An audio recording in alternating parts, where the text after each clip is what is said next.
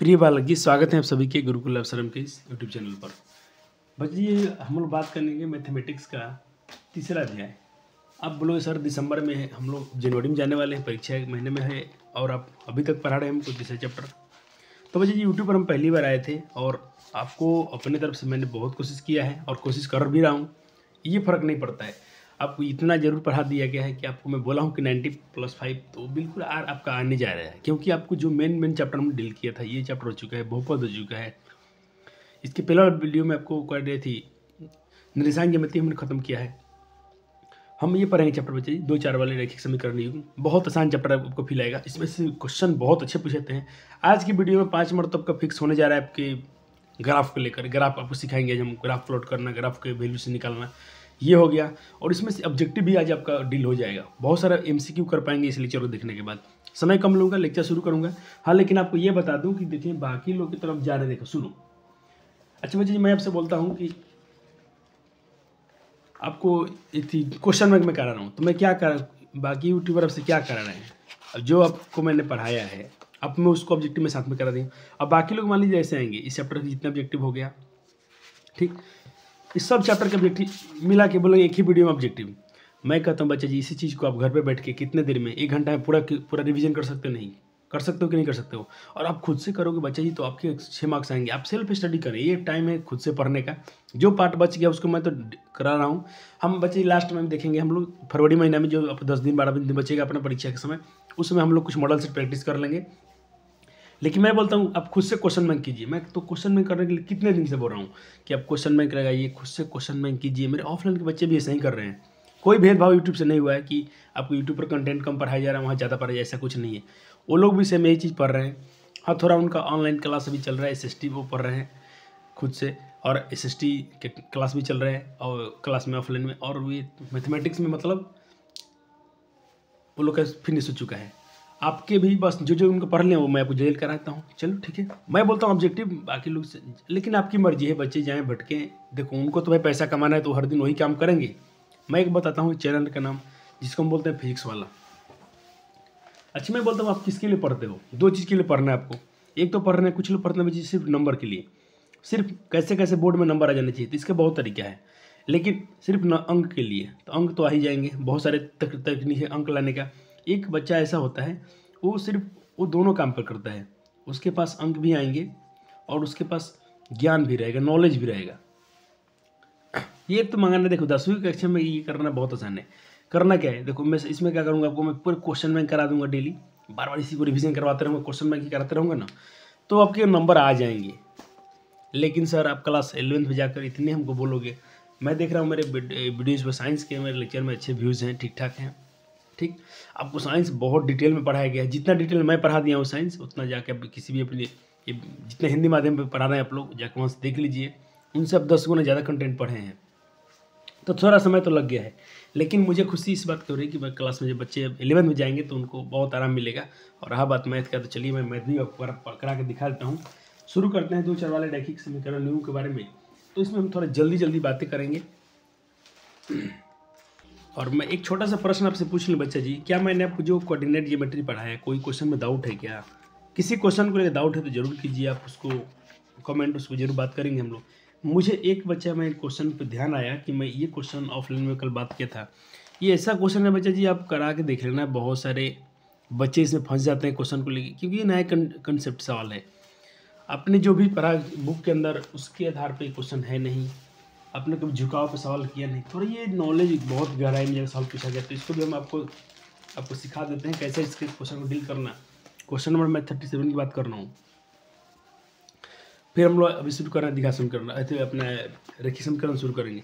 ऐसे क्वेश्चन यही पूछ ले बच्चा जी, इसका जगह झुकाव पूछ रहे हैं ना, कहता कि ये अपने पास एक कोऑर्डिनेट है x1 y1 x2 y2, इनको कोई जोड़ने वाली रेखा है, उसका जो झुकाव है 3 है। तो बताइए अब k का मान क्या होगा, ठीक। कभी आपसे क्वेश्चन झुकाव से पूछा है, झुकाव को हमने बच्चे ढाल बोलते हैं, स्लोप बोलते हैं। तो ऐसा क्वेश्चन के लिए आपके फार्मूला है, जो भी झुकाव होगा उसको चलिए मानते हैं, आप उसको अपने m माना, तो फार्मूला लगा दीजिएगा y2 - y1 बटा में x2 - x1, आपके आंसर आ जाएंगे। तो झुकाव कितना दिया है इन्होंने झुकाव दे रखा है 3। y2 क्वेश्चन में क्या हो जाएगा आपका बच्चा जी, आप ये क्वेश्चन में देखिए, ये x1 ये y1, x2 y2 आपके हो जाएंगे 7 माइनस y1 आपके हो जाएंगे k माइनस, देखिए x1 y1 हो जाएगा k माइनस 3। उसके बाद x2 माइनस x1 आपका हो जाएगा x2 4 माइनस 2 सॉल्व कीजिए, आंसर आ जाएगा आपके।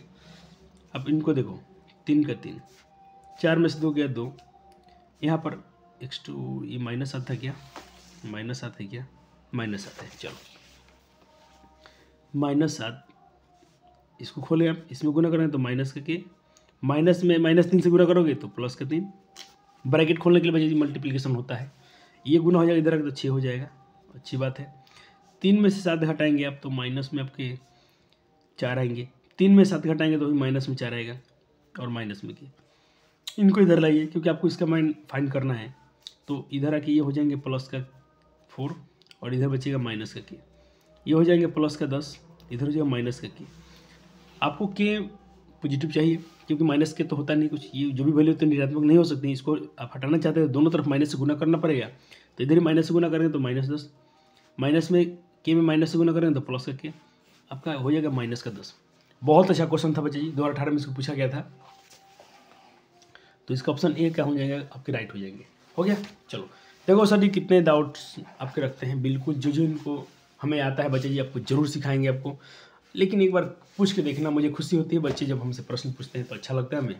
चलो आज हम बात करते हैं, बाकी सारे क्वेश्चन आपने ट्राई किया होगा और करना भी चाहिए, आराम से पढ़ते रहिए। देखिए जो चैप्टर अब मैं बताता हूँ छूट गया बच्चे जी, उसको तो मैं करा ही रहा हूँ, लेकिन आपको बहुत कुछ पढ़ा दिया गया, संस्कृत पढ़ाया गया है, पूरा हिंदी वहाँ तक पढ़े हैं आप लोग, साइंस बहुत डिटेल में गया है। ठीक, SST में मैं शुरू किया था, अंत नहीं कर पा रहा हूँ, कोई दिक्कत नहीं है। आप SST तो बच्चे जी हम लोग खुद अपने से पढ़ लेते थे अपने ज़माने में, हमको ट्यूशन की जरूरत नहीं पड़ती थी, लेकिन आप आज ऑनलाइन में है तो आपको मुझे पढ़ाना चाहिए था, नहीं पढ़ रहा हूँ। लेकिन मैं उन बच्चों को बोलता हूँ जो भी हमसे भरोसा रखते हैं, एक बार SST खुद से पढ़ लीजिएगा, सिर्फ बुक रीडिंग करना है और ऑब्जेक्टिव उसका टारगेट अपने रखा, उसमें आपको ऑब्जेक्टिव प्रैक्टिस करना है, बस इससे ज़्यादा कुछ नहीं करना है। देखना आपके मार्क्स अच्छे आ जाएंगे। बच्चों ने पिछली बार ऐसा किया था, वो अच्छे नंबर लाए थे। चलो क्या मैं कर रहा हूँ, चलो ये आ जा, चलो ये रहा अपना चैप्टर आज का, 2 चर वाले रैखिक समीकरण। जल्दी जल्दी बात करेंगे इसको, और चलो देखते हैं चैप्टर का फ्लो क्या है, चैप्टर में कंटेंट क्या है, चैप्टर में क्या क्या पढ़ना है, जल्दी जल्दी सीखेंगे कि समय कम है और आपको बहुत आसान चैप्टर फील आएगा, क्योंकि आपने कहीं ना कहीं अपने पॉलिनोमियल बहुपद अपने पढ़ा है हमसे, तो बहुपद पढ़ लिया तो भी आसान हो जाएगा। जैसे मैंने बात की सर इक्वेशन क्या होता है, सर समीकरण और ये इक्वेशन और एक्सप्रेशन में क्या डिफरेंस होता है, पहले तो ये बातें आपको आना चाहिए। तो सर इक्वेशन क्या होता है, इक्वेशन होता है जैसे मैंने लिख दिया कहीं पर x² = 5, 2x बराबर, जैसे मैंने, चलो पहले आप इक्वेशन समझने से पहले आप समझिए एक्सप्रेशन क्या होता है, आप इसको समझे तब ये फील आएगा। देखिए एक्सप्रेशन क्या होता है, एक्सप्रेशन बोले मैं कहीं लिखता हूँ x², सिर्फ ये अकेला लिखा गया हो, एक ड्रॉप कर दिया जाए,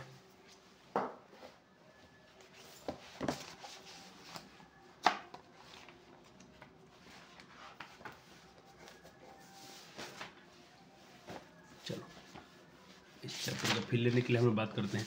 कहीं ऐसे लिख दिया गया, कहीं लिख दिया गया है x², या कहीं पर लिखा गया है सिर्फ x² + 7, ठीक, कहीं लिख दिया है 2x - 7, ऐसा कुछ लिखा गया, तो ये एक्सप्रेशन कहलाते हैं। ये सिर्फ क्या एक्सप्रेशन है, व्यंजक है, लेकिन इसी व्यंजक को अगर कहीं तुलना कर दी जाए इक्वल के साथ में, जैसे मैं कैसे कर दूँ x² + 7 = 8, ऐसे कर दूँ, या मैं लिख दूँ x² = 7, कहीं एक बार अगर इक्वल से कंपेयर कर दिया हूँ तो ये समीकरण कहलाता है, इक्वेशन कहलाता है, और ये तो मेरा एक्सप्रेशन था ही था।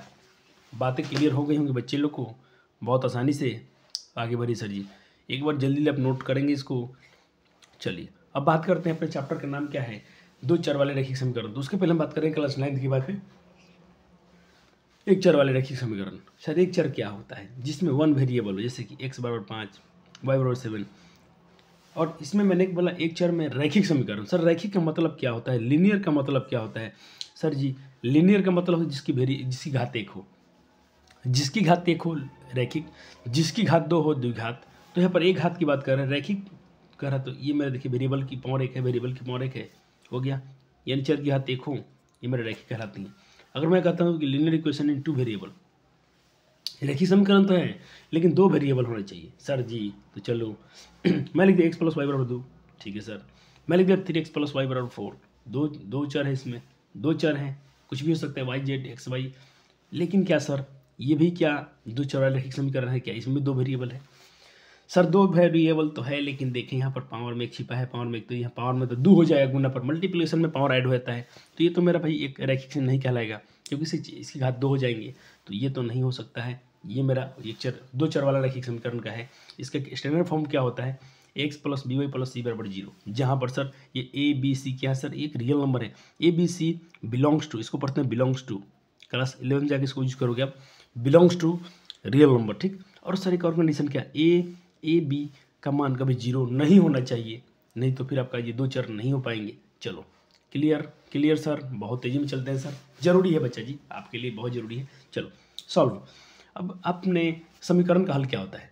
हम कोई भी इक्वेशन सॉल्व करते हैं, उसका हल क्या होता है? रैखिक समीकरण का हल क्या होते हैं? तो सर हल वो होते हैं जैसे मान लीजिए एक समीकरण दिया गया है 2x + y, ऐसा क्वेश्चन समझे, 2x + y = 0, ठीक सर। इसके हल क्या होंगे? तो बस इसको हम क्या करेंगे बच्ची, 5 को इधर टाएंगे तो आ जाएगा -5, ठीक। अब 2 मल्टीप्लिकेशन में कहाँ जाएगा? डिवाइड में। तो जो x का वैल्यू आ गया ये समीकरण का हल है, यानी इसको आप इसमें रख देंगे, आप कहीं पर इसको 5/2 रख के चेक करें, यहाँ पर इधर भी 0 है तो इधर भी 0 हो जाएगा। सर इसको जांच करके दिखा दीजिए। ओ बच्चा जी कोई बात नहीं, एकदम प्यारे प्यारे, हम एक ही क्वेश्चन कराएंगे, बच्चे को फील आ जाएगा। देखो अब इसके बदला समीकरण का हल क्या होता है? तो वो हम मान जिस पर समीकरण में संतुष्ट हो जाए, जिसके LHS RHS दोनों बराबर हो जाए। आपने सॉल्व किया तो इसका वैल्यू क्या आ रहे थे? 5/2, -5/2 क्या आ रहे थे? -5/2 आएंगे, हाँ -5/2 आएंगे। चलो तो रखते हैं x का मान -5/2 + 5 = 0, ठीक है सर। ये कैंसिल आउट हो जाएगा, क्या बचेगा? -5 और इधर +5, -5 + 5 बचे 0 होता है कि नहीं होता है? यानी आपके जो वैल्यू निकाला था आपने, कहीं ना कहीं समीकरण का हल है, क्योंकि ये दोनों पक्षों को संतुष्ट करता है। ऐसे जैसे 2x + 3y/7, ठीक है सर। अब देखिए इसमें इसके एक और बात सर बच्चे जी, ये तो रैखिक समीकरण है और रैखिक समीकरण के इनफाइनाइट सॉल्यूशन होते हैं, इसके अनगिनत हल होते हैं सर। कैसे?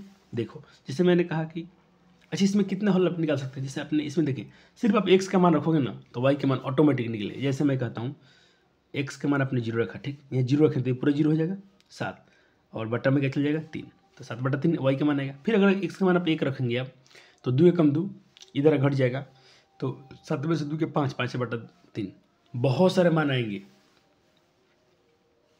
एक मान रख के दिखा दिया हूँ। आप जितने यहाँ पर x का मान रखें तो उतने y का मान निकलेगा, या जितने आप y का मान रखें उतने x का मान निकलेगा। इसी तरह हम बोल सकते हैं कि रैखिक समीकरण निगम के अनगिनत हल होते हैं, इनफाइनाइट सॉल्यूशन होते हैं। ओके, क्योंकि क्लास 9th में आपने पढ़ा था, अभी भी आपको याद भी दिला दिया। हो गया सर, 1-2 एग्जाम्पल करके दिखा दीजिए सर। चलिए मैं इक्वेशन लिखता हूँ 2x + 3y = 7। मैं बोलते हैं कितने सोल्यूशन सॉल्व है पॉसिबल हैं। तो आपने रखा सर x का मान 0 + 3y = 7, 3y = 7, ये तो 0 इधर कोई फायदा नहीं, 7/3। आपने x का मान जब 0 लिया तो y के मान 7/3 निकला। सर और हल सोचते हैं, चलो देखते हैं। अरे बहुत सारे हल आएंगे। आप x का मान 1 लेते हो सर, कोई बात नहीं, 3y, तो 3y = 7, प्लस में 2 है तो माइनस में 2, y = 7 में से 2 के 5/3। एक और सवाल आया, सर ऐसे ऐसे आप जितने मान रखें, x का रखें या y का रखें, बहुत सारे हल निकलते रहेंगे। तो हम बोल सकते हैं कि 2 रैखिक समीकरण के इनफाइनाइट सॉल्यूशन होते हैं। कितने सॉल्यूशन होते हैं? इनफाइनाइट। हम बात करते हैं क्वेश्चन को आपके आज के चैप्टर में बच्चे जी 5 नंबर तो फिक्स करना। देखना मैं क्या हेडिंग बनाया हूँ, आओ 5 अंक पक्का करें। आज के पढ़ने से के बाद आप 5 नंबर फिक्स नहीं करते अपने बोर्ड के एग्जाम में तो समझो कि ये लेक्चर मेरा बेकार चला गया, ये लेक्चर मेरा व्यर्थ हो गया। लेकिन ऐसा होगा नहीं, क्योंकि आपके पास बहुत अच्छा फील्ड लेके जाने वाले हैं। आपको थोड़ा सा अपनी तरफ से मेहनत चाहिए। आप चैप्टर रिवीजन करते हैं बच्चे, जब PW जाकर देखिएगा जितने लेक्चर आते हैं 1 शॉट आता है, पूरे चैप्टर का रिवीजन करता है। लेकिन अपने बिहार बोर्ड वाला सब जितना है बच्चा सबको खाली क्वेश्चन बैंक में झुरा कर रख देता है। कहाँ फ़ायदा है बच्चे जी? PYQ तो खुद आप भी कर सकते हो ना, आपके पास क्वेश्चन बैंक नहीं है क्या? मैं बच्चों को 2 ही चीज़ खरीद लाता हूँ मार्केट में, जब भी आता है तो मैं उनसे बोलता हूँ आप क्वेश्चन बैंक रख लें, एक बार MCQ का मैं खरीदवा देता हूँ। 2 चीज़ें हैं उनके पास, और मैं एक अभी मॉडल सेट आ गया है गवर्नमेंट वाला, इसको बोलता हूँ, बस इतना ही करें। इसी को बार बार यूट्यूब पर ला के बच्चे को पढ़ा के हर दिन उन लोग का टॉपिक चेंज होता है, ये कर लो, क्वेश्चन बैंक। क्या है तुम बच्चे को इतना क्यों? आप चैप्टर रिवीजन कराओ ना, 130 से पीडब्ल्यू में कहते हैं। बच्चे को बार बार चैप्टर रिवीजन कराओगे तो चैप्टर बच्चे को याद रहेंगे, बच्चे आगे क्लास 11 में जाके बहुत अच्छे से पढ़ लेंगे। वही क्वेश्चन को लेकर तुम दौड़ते हो। चलो बाकी दुनिया भी वही है बच्चा जी। मान लीजिए हम लोग चैप्टर का रिवीजन भी कर रहे हैं तो बच्चे देखते भी कम है, तो क्या किया जाए? कोई यूट्यूबर का हौसला भी नहीं बढ़ेगा, कोई टीचर का हौसला ही नहीं है पढ़ाने का, क्योंकि उनको चाहिए सिर्फ क्वेश्चन बैंक, ये करा वो करा, ये आएंगे, यही छाप लो, यही आएगा, पढ़ लो, देख लेते हैं क्या आएगा क्या नहीं आएगा।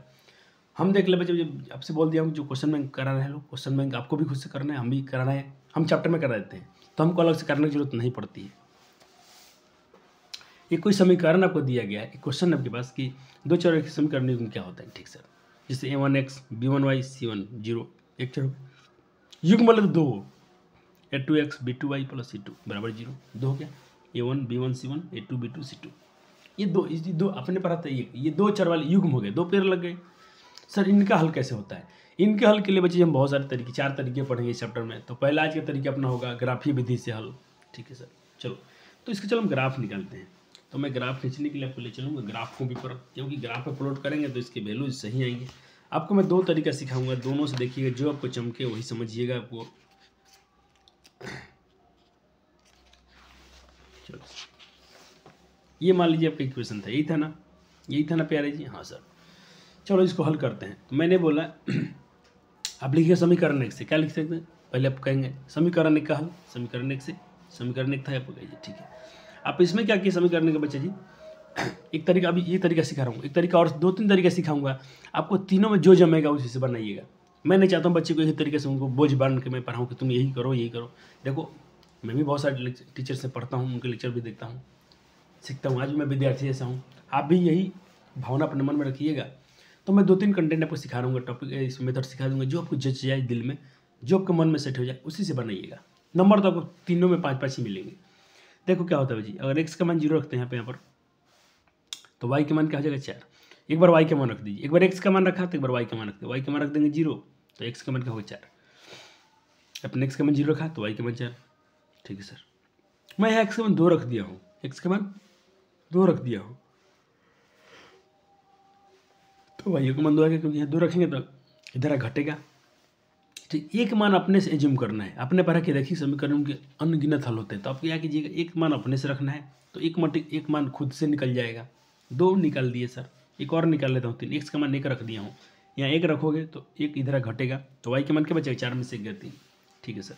ये कुछ वैल्यू आया 0 4 2 1 3। समीकरण 2 से देख लें एक बार, समीकरण 2 से देख लें एक बार। अभी बहुत सारे, अगर आप खुद से अभी एक बार ये तो बना के पहले से लाए हूँ, फिर से अभी तो आपके सामने बनाऊंगा, आपको डरने की जरूरत नहीं है। 2x + 3y = 6, ठीक है सर। इसमें आप क्या कीजिए, एक बार x का मान रखिए 0, अपने 0 रखा। मैं क्या करूँ बच्ची, इसको थोड़ा इसको मैं हटा रहा हूँ, इसको इधर ले जा रहा हूँ, तो इधर लाएंगे आप तो क्या हो जाएगा, प्लस का 3 हो जाएगा, माइनस का 3 हो जाएगा, ठीक है सर। अब यहाँ पर आप ये x का वैल्यू कुछ आ गया, ठीक। अब यहाँ पर x का मान निकलेगा कब, जब y का मान कुछ आप खुद से रखें तब। ये बच्चा जी खुद से आपको एज्यूम करना पड़ेगा। इस टॉपिक में बस इतना ही याद रखें, आप 1 से लेकर 10 के बीच में कोई अंक सोचिएगा, ऐसा मन सोचे कि इससे ये कैंसिल आउट हो जाए। देखो मैं क्या सोच रहा हूँ, ये 0 सोच रहा हूँ, तो ये टोटल 0 हो जाएगा, ये टोटल क्या हो जाएगा 0 हो जाएगा। देखो बच्चा जी मैं y का मान 0 खुद से सोच रहा हूँ ताकि हमको x का मान कुछ मिल जाए। तो मैं तो x का मान 0 सोच रहा हूँ, तो क्या हो रहा है 6 3, y के मान मैंने 0 सोचा, बट्टा में 2 है, तो 6 का 6, 3 में से 0 से गुना हो तो 0 हो जाएगा, सिर्फ बचेगा 6 बट्टा 2। कितने बार में कट गया, 3 बार में। वही काम किया हूँ, अगर x का मान मैं 0 सोच रहा हूँ, बोले y के मान 0 सोच रहा हूँ, तो y के मान क्या आ रहा है, x का मान क्या आ रहा है 3 आ रहा है सर, ठीक है सर। अब एक बार मैं x का मान 2 सोच रहा हूँ, 2 तो 3 दूना 6, 6 में से 6 गया 0, 2 में 0 से भाग दोगे तो भी 0 आ जाएगा, तो x का मान 0 आ गया। एक मान और चाहिए सर, 2 से आप ग्राफ खींच सकते हो, लेकिन मैं आपके अपने बड़े भैया ने कहा बोलता हूँ आप 3 मान जरूर लीजिएगा। 3 मान लेने से क्या होगा, आपके डाउट मन में होगा ही नहीं, क्योंकि तीनों लाइन कट के तो हमने अपने वैल्यू सही नहीं निकाले हैं। 2 तो लाइन कट ही जाएगा, कैसे भी गलती हो तो कट जाएगा, इसीलिए 3 निकालने से अच्छी रहती है। चलो 6 रखता हूँ, अब इस बार -2 रख दिया हूँ सर, क्या रख दिया हूँ -2 सर, क्यों -2 रख रहा हूँ, अभी ऐसे बहुत सारे वैल्यू रख सकते थे आप यहाँ पर रख सकते थे 4 3 12, आप यहाँ 4 भी रख सकते थे, 4 3 12, 6 में से 12 गया -6 द्वितीय 6 -3 आता। आप कितने भी मान रख सकते थे, सिर्फ कट जाने चाहिए पूरे पूरे, मतलब पूरा एकदम एक परफेक्ट नंबर आना चाहिए ताकि आपको ग्राफ प्लॉट करने में दिक्कत ना हो। डिसिमल मत निकालिएगा, वैल्यू हो गया सर। यही मान आया, मैंने यहाँ पर रखा था -2y के मान, तो -3 × 6, 6 6 12 हो गया, तो 2 6 12 कट गया। सर माइनस में मान रख सकते हैं, बिल्कुल। आप ग्राफ में दोनों वैल्यू रख सकते हो, पॉजिटिव में और नेगेटिव में, दोनों में। चलो इसको ग्राफ खींचते हैं, इसको इस वैल्यू को ग्राफ निकालते हैं। 5 हमें मिल जाते हैं इसे करने से। चलो आपने ग्राफ तैयार किया सर, ठीक, थोड़ा छोटा किया जाए। आपने ग्राफ ऐसे तैयार किया, आपको देख कर ग्राफ कैसे प्लॉट करना है। आप तो एक बार ऐसे करेंगे, ये वाला लाइन, ठीक सर, और फिर ये वाला लाइन। 2 एक्सिस लेना है, इसको बोलिएगा एक्स एक्सिस, इसको बोलिएगा वाई एक्सिस। इन दोनों जहाँ कटते हैं इसको बोलते हैं मूल बिंदु। ये होता है 0, इसके 1 2 3 4 5 6 7 प्लस में। फिर बाएं तरफ आइएगा एक्स एक्सिस के, तो -1 -2 -3, इस पॉइंट को -4 -5 -6 -7, जितना जाना चाहें ऊपर चले जाइए पॉजिटिव में वाई एक्सिस पे। 1 2 3 4 5 6 7। मैं किसको एक बार देखो ध्यान से, मैं इसको एक बार जो डार्क वाले हैं, 1 2 ये वाला 3 4, आपको खुद पॉइंट इसमें दिख जाते हैं, आपको टेंशन की जरूरत नहीं होती है। आपके ग्राफ कॉपी आपके पास होना चाहिए। चलो सर उसके मान रखते हैं। पहले समीकरण में था आपके पास, उसके मान थे 0। अच्छा मैंने इसका ये नहीं बनाया, सारणी नहीं बनाया था, इसमें सारणी बना लेता हूँ, अच्छा रहेगा। इसको यहाँ लिख दिया हूँ, सारणी में ऐसे तैयार कर लेता हूँ, ऐसे सारणी में अच्छा दिखता है। यहाँ पर सारणी इसका लिख देता हूँ, एक्स वाई, 0 एक्स का मान 0 वाई के मान 4, एक्स का मान 0 वाई के मान 4, एक्स का मान 2 वाई के मान 2, एक्स का मान 1 वाई के मान 3। यही वैल्यूज हैं, इसको चलो रखते हैं हम लोग। डबा तैयार 0 कीजिएगा, 0 4, एक्स का मान 0 वाई के मान 4, एक्स का मान 0 यहाँ मिलेगा बच्चे, वाई का मान 4 कहाँ मिलेगा, पॉजिटिव हो रहा है तो ऊपर जाना पड़ेगा आपको। -4 बोलते तो आप नीचे आते हैं, यहाँ पर आते हैं, लेकिन प्लस में 4 बढ़ा तो 1 2 3 4 यहाँ आ गए, ठीक है सर। तो इस पॉइंट को अपने बोल दिया 0,4। ये क्या है, 0,4। हमेशा पहले एक्स का मान लिखा था, दूसरी बार वाई के मान, क्योंकि पहला भुज दूसरा कोटि होता है। आपने कोऑर्डिनेट ज्योमेट्री में पढ़ लिया है सर। 2,2, एक्स का मान 2 वाई का मान 2, तो 1 2, ये भी वाई का, देखो यहाँ से जाओ, यहाँ से इस बिंदु से देखो, इधर आओगे तो एक्स का मान 2, यहाँ जाओगे तो वाई का मान भी 2, तो इस बिंदु को बोल सकते हैं ये 2,2 है सर। बहुत अच्छे बहुत अच्छे। अब है 1,3, एक्स का मान 1 वाई का मान 3, 1 2 3, ये आया। 3 बिंदु मिला आपको, एक बिंदु यहाँ था, एक बिंदु ये है। मैं सर्कल इसे बना रहा हूँ, आपको सर्कल परीक्षा में नहीं करना है, ये मैं सर्कल आपको दिखने के लिए कैमरा में कर रहा हूँ। तीनों पॉइंट को एक बार में काटना है, तीनों का स्केल ऐसे रखिए सीधा और काट दीजिए। एक बार में कटना चाहिए ग्राफ, पूरे ग्राफ कट गया सर। देखो ये तीनों लाइन कट गए एक ही पेज, एक ही लाइन में, एक ही बार में, ठीक। दूसरा समीकरण, अभी समीकरण का नाम देख लीजिए, ये किसका लिख था, ये था एक, ये देखो मैं यहाँ लिख दिया हूँ, ये है x + y = 4 का ये ग्राफ प्लॉट किया गया है सर। चलो दूसरा समीकरण का, दूसरी इक्वेशन का था 0 2, x का मान 0 y का मान 2, यहाँ आ गया, x का मान 0 y 2, यहाँ पर आ गया सर। बहुत अच्छे। दूसरा चीज़, उसके बाद है आपके पास 3 0, x का मान 3 और y का मान 0। बच्चा जी y एक्सिस पर, x एक्सिस पर y का मान 0 होता है, तो यहीं पर रह जाएगा। x का मान 3, y का मान 0 चाहिए तो x एक्सिस पर ही रुकना पड़ेगा, यहीं पर रह गया, यहीं पर। तो एक पॉइंट आपका ये था, एक पॉइंट आपका ये था। फिर सर्कल आपको नहीं करना है, आपको दिखने के लिए ऐसा कर रहा हूँ। एक पॉइंट और अपने प्लॉट किया था 6 - 2, x का मान 6, यहाँ आ गया सर। -2 हो रहा है, तब 1 2 प्लस में 2 था, -2 नीचे ना पड़ेगा, -2, ये वाला पॉइंट। इन तीनों पॉइंट को एक बार में प्लॉट करना है। दोनों रेखाएं जहाँ पर इंटरसेक्ट करती हैं वो कहलाता है ग्राफ का समीकरण का हल है। किस बिंदु पर कट रही है, तो मेरा पहला समीकरण, दूसरा समीकरण इस बिंदु पर कटते हैं, तो इस बिंदु पर ये क्या सॉल्यूशन हो गया सर। तो यहाँ से वैल्यू कैसे नहीं पता करेंगे, एक्स और वाई क्या, तो ये देखिए ऊपर चलो, एक्स एक्सिस पर चलो तो 6 मिला, वाई एक्सिस पर चलो तो -2 मिला, तो 6 और -2 समीकरण का हल है। अब चाहें तो यहाँ जाँच भी कर सकते हैं, जाँच। पहला समीकरण ले लीजिए कोई भी, इसको भी लेते हैं। पहला समीकरण क्या है, x + y = 4। आपने क्या वैल्यू निकाला सर, x का वैल्यू आपके 6 आए हैं, बहुत अच्छे। y का वैल्यू क्या है सर, -2 है सर, कोई बात नहीं। RHS में क्या है, 4 है सर, 6 +- 6 में से 2 गया 4 4। आपका LHS और बराबर RHS दोनों क्या है, पक्ष बराबर हैं। इस तरह आपने समीकरण का हल अच्छे से निकाला। आपने इसी को बोलते हैं ग्राफीय विधि से हल करना। 5 नंबर तो बोर्ड में फिक्स है। आज के लेक्चर में मेरा ज़्यादा इसी में फोकस है कि मैं आपको ग्राफ जरूर सिखा के चला जाऊँ, बस चलिए अगले प्रश्न पे चलते हैं। चलो सर, एक क्वेश्चन,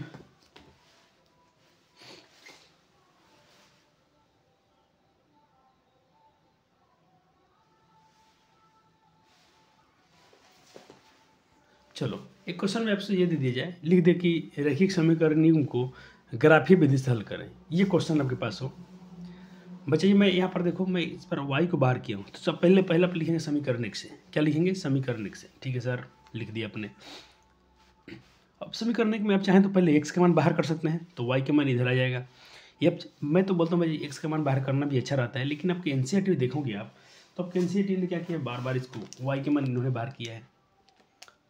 आपको बहुत सारे टीचर भी y के मान बाहर करके पढ़ाते, देखिए ये y के मान इन्होंने बाहर निकाला है, तो क्यों ना हम इनको ही फॉलो करें क्योंकि आपको एनसीईआरटी से नंबर अच्छे मार्क्स मिलते हैं, ये आपकी बुक है गवर्नमेंट वाली।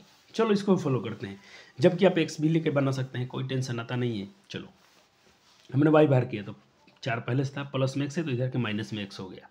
ये आपका मिल गया इक्वेशन। अब तो ये आगे नहीं बढ़ सकता है, इसको आप आगे सॉल्व नहीं कर सकते हो, तो ये समीकरण को ऐसे छोड़ दीजिए। एक्स का वैल्यू ये है तो यहाँ से वाई का वैल्यू निकलेगा, यानी आप यहाँ एक्स का मान कुछ भी एज्यूम करोगे, मानोगे, तो वाई के मान ऑटोमेटिक आपको निकलते चले जाएंगे। आपने यदि सर क्या परीक्षा में लिखना पड़ेगा, आप चाहो तो इसको रफ कर सकते हो डायरेक्ट, इसको आप चाहो तो रफ कर सकते हो। मैं आपको सीखने के लिए ऐसा कर रहा हूँ, कुछ दिल लिख रहा हूँ। चलो हमने सोचा एक्स का मान 0 लिखेंगे तो भी कोई दिक्कत नहीं है, लेकिन ये आपका बॉक्स दिखना चाहिए। एक्स का मान अपने 0 माना, 0 मान लिया सर, 4 में से 0 गया तो 4 ही बचेगा। ठीक है सर, अब एक्स का मान आप मान रहे हो 1, तो 4 में से गया वाई के मान 3 बचा। आप यहाँ 2 मान रहे हो, तो 4 में से 2 गया 2, तो वाई के मान क्या बच रहा है 2। एक मान आपने माना, खुद से निकल गया, तो आपके 3 वैल्यू निकल गए, एक ये रहा, एक ये रहा, एक ये रहा। 3 आपने माना, 3 आपके निकला। ठीक, ऐसे ही समीकरण 2 से आइए। सर आपने तो बोला था वाई बाहर करना है, तो कीजिए, 2 वाई बाहर हो गया। ठीक सर, 11 इधर पहले से है, ये प्लस में 3 है तो इधर के माइनस में 3x हो जाएगा। अब इसमें से y बाहर कीजिए, तो 11 माइनस 3x बटा 2। सर अगर यहाँ माइनस होता तो सिखा रहे हैं, माइनस होगा तो कुछ नहीं करना, माइनस से मल्टीप्लिकेशन कर देना दोनों पक्षों में, ये माइनस खुद से हट जाएगा। आएगा, ऐसे भी क्वेश्चन आएंगे, आपके डाउट बिल्कुल लूँगा, जो क्योंकि आपके जो मन में डाउट है वो मेरे मन में डाउट होता था पहले जब मैं पढ़ता था। चलो एक्स और वाई, आपने एक बॉक्स बनाया, एक्स में एक्स का वैल्यू फिल करना है तो वाई के मान आएगा, या वाई के मान रखेंगे तो एक्स का मान आएगा। यहाँ पर हम एक्स का ही मान रखने वाले हैं, तो वाई के मान मिलेगा। सर ऐसा क्या रखूँ यहाँ पर, ऐसा क्या रखूँ कि मेरा इंटीजर में पूरा नंबर पूर्ण संख्या मिल जाए, कोई यहाँ पर पूर्णांक ना आए, कोई दशमलव में ना जाए। तो मैं तो पहले यहाँ पर अगर 0 सोचता हूँ, 0 तो पूरा 0 हो जाएगा, तो 2 से 11 नहीं कटेगा, छोड़ देता हूँ। ऐसे 5.5 जाएगा, उसको हम ग्राफ में काट सकते हैं, लेकिन दशमलव में नहीं जाना चाहता, मैं चाहता हूँ कि मेरा परफेक्ट नंबर मिल जाए। तो सर क्या मैं यहाँ पर दूसरा अंक सोचूं, तो देखो यहाँ पर तो वैल्यू निकाला हूँ, लेकिन आप सोचिए थोड़ा पहले से, आप अपने खुद से सोचिए। अगर 1 रखते हो तो 3 कम 3, 11 में से 3 गया, 11 में से 3 गया 8, 2 चौका 8 कट जाएगा सर। 1 रखा आपने तो 3 कम 3, 11 में से 3 गया 8 बट्टा में 2, 4 आएगा सर। सॉल्व भी करके दिखा दिया हूँ, आप डायरेक्ट एज्यूम कर सकते हो दिमाग में, या कहीं रफ कर सकते हो उसी पेज पर, तो ऐसा कर लेना अच्छा ही रहेगा, क्योंकि आपका मन में सोच लेंगे तो अब हो जाएगा ये। अब देखें एक्स का मान अपने क्या रखा, लेकिन पहले थोड़ा पेंसिल से इसके कहीं रफ कर लेना कि आपके वैल्यू सही आ रहे हैं, तो डायरेक्ट इसको कॉपी पर लिखना, नहीं तो आप बार बार इसमें आप काट कूट तो कर नहीं सकते हो क्रॉस। एक बार मन में सोच लेना, रफ में कहीं जल्दी सर हो जाएगा। एक्स का मान 5, अब मैं 5 क्यों रखा हूँ सर, क्योंकि जल्दी कट जाए। 5 3 15, 11 में से 15 गया, माइनस में 4, 3 15 ओ माइनस में आएगा। ठीक है सर, 3 रख दिया हूँ, 3 तो 3 पहले तो 3 रख रहा हूँ, 3 के 9, 11 में से 9 गया, 2 2 कट गया एक बार में, अच्छा बात है। अब रख दिया 5, तो यहाँ देखिए 5 रखें तो 5 3 15, 11 में से 15 गया, -4, -4 को 2 से भाग दोगे तो कट जाएगा 2 बार में, लेकिन माइनस का साइन रहेगा, तो ये वैल्यू आ गया। चलो इनको से ग्राफ प्लॉट करते हैं। इस बार मैं प्लॉट करके नहीं लाया हूँ, इस बार आपको सामने करूँगा ताकि आपको अच्छा फील आ जाए। तो वैल्यू याद कर लेते हैं, 0,4 काटना है पहले समीकरण के लिए, तो पहले सिर्फ इतना ही लिख दिया हूँ, ये एक्स और वाई। सर वैल्यू कैसे लिखना है, देखो ये पॉइंट आपका क्या हो जाएगा, 1 2 3 4 5 6 7 8 9 इतने चलिए, ये एक्स हो गया। ये एक्स डैश बोले तो नेगेटिव, ये वाला बिंदु -1 -2 -3 -4 -5 -6 -7 इत्यादि। ये हो गया 1, ये बिंदु 2, ये बिंदु 3, ये वाला 4 5 6 7 और ऊपर जाएंगे, ये मैं ऊपर नहीं जाना चाहता हूँ, इतना से अपना काम हो जाएगा। आप लिख सकते हैं पूरा, कोई दिक्कत नहीं है। ये वाला पॉइंट आपका हो जाएगा 1, माइनस में -2, -3, -4, -5, -6, -7, -8, 10। कोई बात नहीं सर, चलो काटते हैं। पहला वैल्यू क्या था? 0,4 था, 0,4 था। x का वैल्यू 0, y के मान 4। कहाँ जाएगा ग्राफ? ये ग्राफ जाएगा यहाँ पर। मैं यहाँ पर एक सर्कल ऐसे कर लेता हूँ, आपको याद रहेगा, आपको नहीं करना है। ये रहेगा 0,4, लेकिन इसका लोकेशन बताना पड़ेगा। यहाँ पर देखो x का मान 0 है, यहाँ पर y के मान क्या है? 4 है, तो 0,4 हो गया। उसके बाद क्या है? 1, 3, x का मान 1, y का मान 3, प्लस में 3 है, ऊपर जाना पड़ेगा। x का मान 1 ये रहा, y का मान 3 चलना है, तो ऊपर 3 कहाँ मिलेगा? ऊपर मिलेगा y का मान, यहाँ मिलेगा। तो इसी जाइए, x का मान 1 हो गया, y का मान 1, 2, 3 यहाँ मिलेगा। देख लीजिए, यहाँ से y का मान 3 है, x का मान 1 है, तो इस पिंड को बोलोगे 1,3। प्रेम से इसलिए पढ़ाता हूँ कि मेरे 5 नंबर ये आपकी छूटने नहीं चाहिए बोर्ड में, मैं छोड़ने भी नहीं दूंगा आपको। 2 लोकेशन मिल गया, एक अपना ये है। मैं इसलिए मार्क करूँगी कैमरा में दिखे हमको, आपको नहीं करने हैं बच्चे, फिर से बोल रहा हूँ।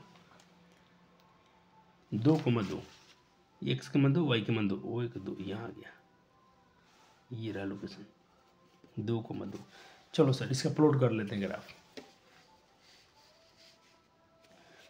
अब देखो कैसे कटिएगा, इनको और इनको थोड़ा स्केल, पूरा ऐसे मत कर दिए, पर स्केल के थोड़ा सा इधर दिखना चाहिए, थोड़ा स्केल इनको छोड़ के रखेंगे आप तो दिखेगा। मैं इधर से कैम करता हूँ तो मुझे भी दिखे। देखो तीनों पॉइंट हल्के हल्के दिख रहे हैं, ऊपर वाला भी थोड़ा टच नहीं हो रहा है। देखो अभी क्या हल्के हल्के दोनों पॉइंट इधर से दिख रहे हैं। आप क्या कर, कितना बजे इसी पे चढ़ा डेट, तो फिर तो ढक जाएगा ना, फिर उस पर ग्राफ तो आपका इधर कट जाएगा। थोड़ा सा उनको दिखना चाहिए वो फिट स्केल से, क्योंकि स्केल की मोटाई भी तो होती है कुछ, तो उतना कुछ छोड़ना पड़ेगा। ये बिल्कुल सही है। मैं इसको प्लॉट करने जा रहा हूँ। मेरा हाथ इधर हो गया, बायां से काट रहा था ना, इधर हो गया, कोई बात नहीं, पेंसिल से कर रहा हूँ, मैं इसको सही कर लूँगा। ये वाला काम आपको तो पेंसिल से कर दीजिएगा, पेंसिल से खींचिएगा आप। चलो अब नहीं होगा, चलो एक बार में काटना है। तो ये थोड़ा मेरा ओवर राइटिंग हो गया, तो मैंने एक बार कम किया था। देखो ये तीनों पॉइंट टच किया, ये भी कट गया, ये भी कटा और ये भी कटा। अब इनके क्या है, थोड़ा इधर से एक बार एरो लगा दीजिएगा, एक बार इन पर एरो लगा दीजिएगा। मैं इरेजर लाया हूँ, क्या थोड़ा मिटा ही दूँ, अच्छा दिखेगा।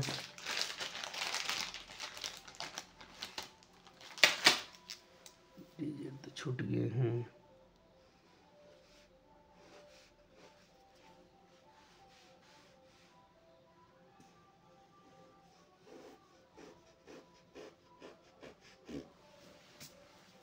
चलो आप समझ रहे होंगे मैं किस लाइन की बात, एक ही लाइन है अपने पास, ये वाला। नाम लिखने की जरूरत था, यहाँ पर 1,3 था, यहाँ पर 2,2 था, यहाँ पर 0,4 था। बहुत अच्छे।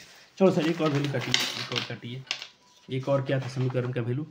देखिए एक आपने निकाल, दूसरे समीकरण, ये अभी समीकरण का नाम लिख दीजिए। समीकरण में x + y = 4, इस पर लिख दीजिए x + y = 4। इसका नाम बता दिया आपने, अच्छा है सर। अब दूसरे पर चलिए,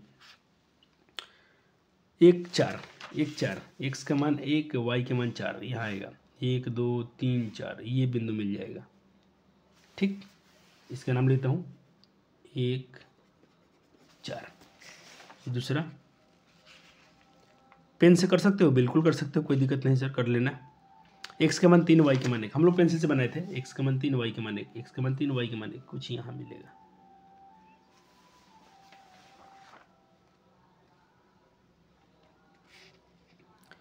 और उसके बाद है आपका 5 - 2, x का मान 5, y के मान -2, यहाँ आएगा।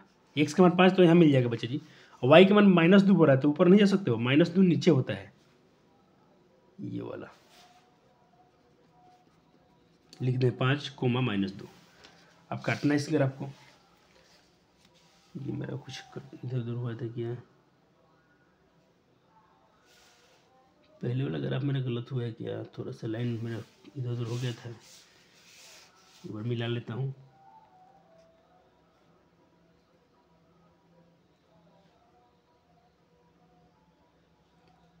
भाई पहले वाला जो मैं लाइन खींचा वो थोड़ा मैं सही कर लेता हूँ, कि थोड़ा सा मेरा भज गया था ना हाथ दोबारा, ये सही था, ये वाला लाइन सही है, दूसरा वाला लाइन तो मुझे इरेज करना पड़ेगा, ये लाइन थोड़ा गलत हो गया था।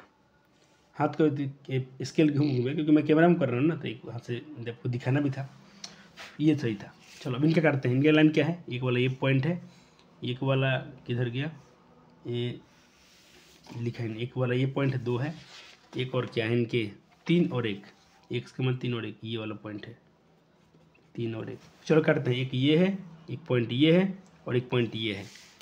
इस बार एक बार काटूंगा, स्केल नहीं कपने दिया जाएगा।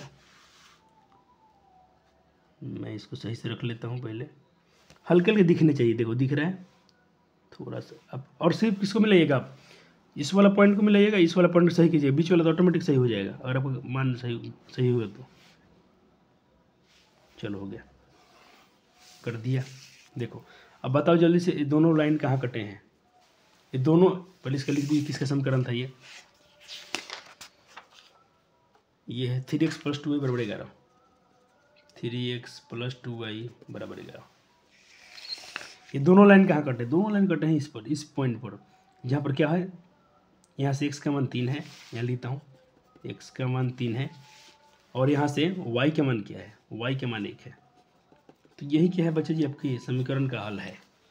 जांच किया जाए, चलो जांच कर लेते हैं एक बार। आपके क्या आ गया, तो यहाँ पर थोड़ा, यहाँ पर लिख सकते हो, हल में हल कर दिया आपने, अब आंसर यहाँ लिख सकते हो। दोनों समीकरण का प्रतिच्छेद बिंदु क्या है, 3,1 है, अतः समीकरण का हल यही होगा। अतः समीकरण का हल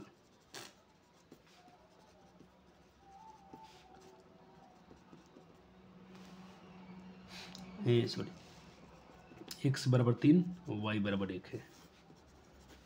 ये आपके आंसर भी आप लिख सकते हो, चाहो थोड़ा लिख देना। कभी कभी डायरेक्ट पूछा गया कि ग्राफिक सॉल्व करें, वही आंसर निकालने के बाद बोलता है आ गया। सबसे लेंदा विधि होता है, इससे अच्छा विधि है बच्चे, लेकिन क्या कीजिएगा, 5 नंबर का इज्जत का सवाल है। आपके बोर्ड में 100 में 100 कर रहे हैं, तो ये तो ग्राफ छोड़ के आना तो अच्छी बात मुझे नहीं लगता है। थोड़ा प्रैक्टिस कर लेंगे 2-4 दिन तो मज़ा इसमें आप उठा लेंगे नंबर। हो गया, किसी को दिक्कत नहीं सर। चलो अब क्या है सर, 2 अपने करा दिया, और नहीं कराएंगे सर, थोड़ा आपके बुक वाले भी क्वेश्चन करा दिए जाएँ तो थोड़ा इनको। और चलो अब थोड़ा आपको ये टर्म सिखाने जा रहा हूँ, यहाँ से भी अच्छे मार्क्स मिल जाते हैं आपको। हम कहते हैं इसको ज्यामितीय निरूपण कैसे करते हैं। तो वही जो अगर आपसे दिखा है ना, वो ज्यामितीय निरूपण है आपके लिए। इसका व्यापक रूप क्या होता है, दो चरवाही रैखिक समीकरण होगा, a1x b1 b2y + c1, बल्कि b1 है a1x b1y c1 = 0, a2x b2y c2 = 0। ये व्यापक रूप है, जहाँ सर वही बात है, a का मान 0 नहीं चाहिए, b का मान 0 नहीं होना चाहिए, a1 b1 सब 0 नहीं होने चाहिए। ज्यामितीय रूप से बच्चे जी, जब एक समतल में दोनों रेखाओं को हम खींचेंगे तो बच्चे जी केवल एक ही घटना घटित होगी, जिसमें से निम्नलिखित में से तीन संभावना होगा, जिसमें से एक ही घटना घटेगा। सर 3 संभावना कौन कौन सा है, एकदम इंपॉर्टेंट है, VVI है, इस पॉइंट को याद कीजिए। यहाँ से आपके बोर्ड में हमेशा 1-2 नंबर तो मिल ही जाएंगे ऑब्जेक्टिव में। कैसे मिलेगा सर, क्वेश्चन कराएंगे तो आपको बताएंगे। फिलहाल आपको क्या याद कीजिए, यदि दोनों रेखाएं कट जाएं, अगर दोनों रेखाएं जिस बिंदु को कटे तो ये समीकरण का हल होगा, और इसको बोलते हैं एक हल या अद्वितीय हल। यूनिक सोल्यूशन होगा या एक हल, इसको अद्वितीय हल बोलते हैं, या इसको हम बोलते हैं एक हल होगा। जब 2 समीकरण के जब ग्राफ में दोनों रेखाएं प्रतिच्छेद करेंगी तो उसको बोलते हैं प्रतिच्छेदी रेखाएं, उसके एक हल होते हैं, प्रतिच्छेदी रेखाएं बोलते हैं। इसको अविरोधी समीकरण बोलते हैं, इसको हम लोग संगत भी बोलते हैं, और ये कहते हैं अद्वितीय हल होता है, इसको हम लोग एक हल भी बोलते हैं। इसका सर फार्मूला कैसे होता है, इसके ये वाला फार्मूला समझ करता है, जहाँ पर क्या होता है a1/a2 not equal to b1/b2, यानी a1/a2 का मान b1/b2 के मान के बराबर नहीं होता है। याद हो गया बच्चे जी, इसको जल्दी फास्ट करना है, आपने बहुत बार पढ़ लिया, फलन पढ़ हो चुका है, बाकी बच्चे इसको जरूर पढ़ लिए होंगे। चलो, दोनों रेखाएं समानांतर होती हैं तो क्या होगा, दोनों रेखाएं न कटे, जब कट जाए तो प्रतिच्छेदी, नहीं कटे तो समांतर। ये इधर कहीं भी एक्सपेंड कीजिए, इधर भी कहीं आप एक्सपेंड कीजिए, ये रेखाएं आपस में कभी कटेंगे नहीं कटेंगे, तो ऐसे रेखा को बोलते हैं समांतर रेखाएं। इसका कोई हल नहीं होता है, और ये क्या होता है, विरोधी युग्म होते हैं। ये क्या होते हैं, विरोधी युग्म होते हैं। ये संगत युग्म होते हैं, ये विरोधी युग्म होते हैं, ठीक। और ये असंगत होते हैं, ये संगत, ये असंगत, ठीक है सर। इनका पैटर्न क्या होता है, इनका होता है A1/A2 बराबर B1/B2 नॉट इक्वल C1/C2। याद हो गया, A1/A2 नॉट इक्वल B1/B2 विरोधी एक हल है और द्वितीय हल है, यूनिक सॉल्यूशन है, इसका कोई हल नहीं है क्योंकि रेखाएं समानांतर होती हैं। इसी तरह से सवाल घुमा घुमा के पूछेगा। अब चलो ये तो हो गया बिल्कुल। ये तो भाई क्या है, एक लाइन अपने खींचा एक समीकरण का, तो ऐसा कुछ नहीं। दूसरे समीकरण का भी वही माना गया, सेम वही माना रहा है, तो इसको बोलते हैं हम संपाती रेखा। ठीक, संपाती रेखा यानी कोइंसिडेंट लाइन बोलते हैं इसको। आश्रित युग्म में होता है, आश्रित या संगत युग्म बोलते हैं इस समीकरण को। इसके अपरिमित रूप से अनेक हल होते हैं। फार्मूला क्या होता है, A1/A2 बराबर B1/B2 बराबर C1/C2, इसको फॉलो करता है वो। हो गया, चलो ग्राफ तो कर ही दिए हूँ आपको। चलो अब मैं बात करता हूँ 3.1 प्रश्नावली का। इसको सर इस प्रश्नावली भी करा दो। अरे भाई इसमें सवाल है क्या, लेकिन सर इसमें से क्वेश्चन किए गए हैं, इसमें से क्वेश्चन अब से पूछे गए हैं 2-2 मार्क्स में। तो चलो कि क्वेश्चन कर लेते हैं। सर क्वेश्चन कैसे थे इनके थोड़ा दिखाइएगा हमको। बिल्कुल दिखाएंगे प्यारे जी, जब आए हैं तो आपको परीक्षा में फील तो दिला के जाना पड़ेगा ना आपके लिए, कि ताकि आप घर में बैठ के पढ़ोगे। आपको ये भी फील आएगा ना सर आपको सर अच्छे पढ़ाए हैं और अच्छे कंटेंट देकर गया भेजा गया आपको। जितना पढ़ाऊँगा डेली के डेली लेक्चर अटेंड कीजिए और बाकी विषय में अपना रिवीजन कीजिए। हिंदी खुद से पढ़िए, जो पढ़ा दिया गया संस्कृत को रिवीजन कीजिए, अपना पढ़ाई जारी कीजिए बच्चे। खूब अपने से सेट लगाइए, अपने से प्रैक्टिस कीजिए। जितना अपने से क्वेश्चन करोगे उतना अच्छा है। डाउट आएगा तो जरूर कमेंट में डालिए, उसको देखा जाएगा, हम जरूर करवाएंगे सॉल्व।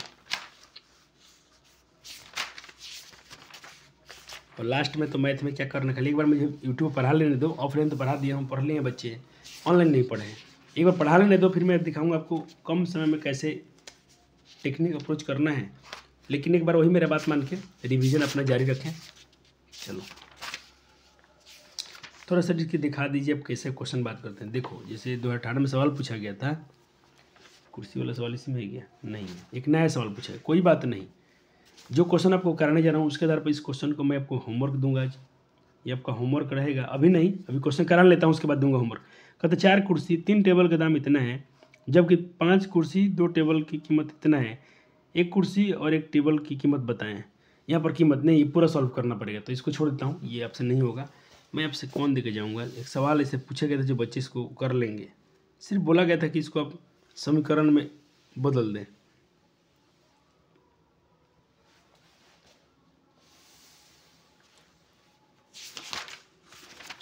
ये क्वेश्चन जो लगता है इसमें छूट गया होगा, लेकिन मुझे याद है क्वेश्चन ऐसे हैं जहाँ पर सिर्फ बोला है समीकरण बना दीजिए। तो चलो उसको देखेंगे हम, हो सकता है द्विघात समीकरण में उसको डाल दिया हो। इनका भी कुछ अलग अलग नियम है। कहता है कि आफ्ताब अपनी पुत्री से कहता है 7 वर्ष ये मैं तुमसे 3 गुना आयु था, 3 वर्ष बाद तुम्हारे आयु का मैं 3 गुना रह जाऊँगा। क्या यह बात मनोरंजक है, ऐसा कुछ कह रहे हैं। इस स्थिति का ख्याल पता बीजीय व्यंजक बीजीय गणित बीजगणितीय और ग्राफी रूप में इसको व्यक्त कीजिए। सिर्फ इसको मतलब एक इसके समीकरण में और ग्राफ में प्लॉट करके दिखा देना है। ठीक है सर, 3 क्वेश्चन है, तीनों क्वेश्चन को कराते हैं, बहुत आसान सा प्रश्न है। चलो तो जैसे पहले तो मान लीजिए कि माना कि आफ्ताब की वर्तमान आयु x है और उसकी पुत्री की आयु y है। ठीक है सर, 7 वर्ष पहले इसकी आयु कितना हो जाएगा, इसके आयु में 7 घटा दीजिए तो x - 7 हो जाएगा आफ्ताब की। इसकी बेटी की आयु क्या हो जाएगा y - 7, क्योंकि उससे अपने बेटी की आयु को अपने क्या माना है y माना है। प्रश्न से 2 केस है, दोनों को देख लीजिए। प्रश्न अनुसार पहले बोला था 7 वर्ष पहले अपनी पुत्री की आयु के 7 गुना हो जाऊंगा, ये नहीं बोला है 7 वर्ष पहले अपनी पुत्री, कहता है कि 7 वर्ष पहले मैं तुमसे 7 गुनी आयु के था। पिताजी कह रहे थे, ये आफ्ताब में कह रहे हैं 7 वर्ष पहले, तो इनका आयु अब 7 वर्ष पहले पुत्री का आयु था, मैं तुमसे 7 गुना था, 7 से गुना कर दीजिए, 7 से 22 7 7 49, इसको इधर लाइए, इसको इधर लाइए, सॉल्व कीजिए तो ये आ गया। इसको बोलते हैं बीजगणितीय व्यंजक में अपने व्यक्त कर दिया। एक और स्थिति है इसमें 3 वर्ष बाद, तो 3 वर्ष बाद आफ्ताब x है तो x + 3 हो जाएंगे, पुत्री y है तो y + 3 हो जाएगी। अब इस प्रश्न में बोले थे कि मैं 3 वर्ष बाद तुमसे 3 गुनी आयु का रह जाऊंगा। 7 वर्ष पहले मैं 7 गुना था, 3 वर्ष बाद मैं तुमसे 3 गुना रह जाऊंगा, बताइए। तो 3 बाई 3 3 9, बस इतना ही छोड़ देना आपको, एक बीजगणितीय रूप में हो गया। सर क्या ऐसा क्वेश्चन पूछेगा, इसके आधार पर क्वेश्चन पूछे गए, मैं आपसे होमवर्क में कराऊंगा, आप चिंता मत करें। हो सकता है मैं थोड़ा जल्दी में भूल गया हूँ, तो अगले लेक्चर में जरूर लेके आऊँगा, क्योंकि मेरा आज का मोटो था इसको जल्दी से आपको ग्राफ सिखाना। हो गया। अब इसी सवाल को बोलता है ज्यामितीय रूप में व्यक्त करने, तो ज्यामिति तो अभी आपको सिखाया हूँ, ये सवाल है, एक पहला समीकरण है, दूसरा समीकरण हो गया। ग्राफ में अपने कर दिया, सिर्फ इनका वैल्यू निकालना है, तो वैल्यू तो आप खुद से निकालें, आपको सिखा दिया गया है। मैं एक्स बाहर किया हूँ, ठीक है सर, तो पहले से -42 इधर के प्लस 7 हो जाएगा। सर आपने थोड़ी देर पहले वाई पहले बाहर किया था, हाँ बच्चे वाई से भी हो जाता है, मैं एक क्वेश्चन कराने वाला हूँ, चिंता मत करो। तो ये मैंने कुछ वैल्यू निकाल दिया है, इसको ग्राफ प्लॉट खुद से कर लीजिएगा रफ में। चलो ये इसको मैं लिख दिया नोट, ग्राफ आप खुद से खींचिए। क्या सर इसके मान आप वाई बाहर करके निकाल सकते हो? बिल्कुल, लेकिन पहले 3 क्वेश्चन करा लेने दो ये वाले बुक वाले आपके, उसके बाद मैं आपको ग्राफ के लिए, अभी ग्राफ मत करना बच्चा जी, अभी ग्राफ पेज बचा कर रखिए, अभी आप ग्राफ के पेज बचाइए, क्योंकि देखो मैंने आपके लिए अब अंक पक्का कर, ये सारे बोर्ड वाले सवाल हैं, और ये कितने क्वेश्चन हैं? 18 क्वेश्चन लेके आया हूँ, 18 क्वेश्चन लेके आया हूँ, 18 क्वेश्चन आपको करा के जाऊँगा, ठीक। तो इनके लिए ग्राफ मत खींचिए, ऐसे मैं लिख दिया हूँ, खींच ले, एक बार आप खींच सकते हैं, क्योंकि ये पेपर में पूछता नहीं है वाला सवाल, ग्राफ में आपसे ऐसे सवाल नहीं पूछेगा, आपसे ग्राफ में कैसा पूछेगा जो मैं लास्ट में दिखाया हूँ। तो इसके लिए पेज थोड़ा बचा कर रखें, मैं भी नहीं खींचाऊँ, छोड़ दें, आप सिर्फ वैल्यू निकालना सीख लें, ये जरूरी है, वैल्यू जरूरी है, बहुत इंपॉर्टेंट है। चलो दूसरे सवाल देख लेते हैं, ये सवाल अच्छा है। एक क्रिकेट टीम ने 39 ओवर में 3 बल्ला और 6 गेंदे खरीदा, बाद में उसने एक बल्ला, कहता उसने बाद में एक और बल्ला तथा 3 गेंदा किना, तो 1300 रुपये दिया। तो बताओ इसका व्यंजक क्या होगा? आसान है, तो अपने पहले क्या किना है? बल्ला, बाद में गेंद, तो बल्ले को एक्स मान लीजिए, गेंद को वाई मान लीजिए, यही काम करना है पूरे चैप्टर में। माना बल्ले का मूल्य 100 रुपया तथा गेंद का मूल्य वाई रुपया। बोलता है 3 बल्ला खरीदा है तो 3x, 6 गेंद खरीदा है 6 वाई हो जाएगा। 3 बल्ला, बल्ला को अपने एक्स माना है तो 3x हो जाएगा, 6 गेंद 6 में वाई से बोले 6 वाई किना है। अब इसका टोटल प्राइस जितना दिया है समीकरण हो गया। दूसरा में बोलता है एक गेंदा कीमत है 1 रुपया, 3 गेंदा कीमत 3 वाई रुपया। अब इस बार 1300 रुपये दिया है, हो गया, दोनों का मान निकालना है। तो बच्चे मैं देख रहा हूँ, मैं जब समीकरण से इसके ज्यामितीय रूप में व्यक्त किया हूँ, तो क्या किया हूँ, देखो सब में 3 कॉमन हो रहा था, तो मैं सब में 3 कॉमन कर दिया हूँ। देखो सब में 3 कॉमन हो रहा है, इसमें से यहाँ लिखता हूँ, यहाँ पर 3 कॉमन कर दिया हूँ, सब में 3 कॉमन हुआ था, 3x, 3 दूनी 6, 3 40, ये समीकरण। अब इसमें से क्या किया, x बाहर किया हूँ, तो 13 से पहले से प्लस में 2 है तो माइनस में 2 हो जाएगा। सर y बाहर कर सकते हैं? बिल्कुल, आपको तो पहले क्वेश्चन में y बाहर करके ही दिखाया था, x बाहर करने से भी क्वेश्चन बन जाते हैं। ये कुछ वैल्यू निकाल दिया हूँ, आप भी खुद से निकाल सकते हो। चलो तीसरे क्वेश्चन पे चलते हैं। 2 किलो सेब, 1 किलो अंगूर का मूल्य किसी दिन 160 रुपये था। चलो 3 ही प्रश्न थे, तीनों को हम लोग खत्म कर लेते हैं। फिर बोलता है कि 1 महीने बाद 4 किलो सेब और 2 किलो अंगूर खरीदा तो 300 रुपये हो जाता है। तो इसको बीजगणितीय और ज्यामितीय रूप में व्यक्त कीजिए। ग्राफ आप खुद से प्लॉट कर सकते हो, लेकिन बताओ थोड़ा ग्राफ को भी बचाइए, क्योंकि हम आज आपसे काम करवाने वाले हैं। आपने मान लिया कि 1 किलो सेब का दाम 100 रुपया है, 1 किलो अंगूर का दाम वाई रुपया है। तो प्रश्न सर 2 किलो सेब, 1 किलो अंगूर 1600 रुपया, 4 किलो सेब, 2 किलो अंगूर मूल्य 300 रुपया। घट गया हो, सीजन आ गया हो तो हो गया, बीजगणितीय रूप में व्यक्त हो गया। अब ज्यामितीय रूप में वही समीकरण एक से, देखो यहाँ पर वाई बाहर किया हूँ, क्या बाहर किया हूँ बच्चा जी? इस बार वाई बाहर किया हूँ, नहीं वाई नहीं किया हूँ, हाँ ठीक, इस बार देखें वाई बाहर कर दिया हूँ, तो वाई बाहर किया हूँ सर, तो पहले 16 है तो ये इधर माइनस में 2x हो जाएगा।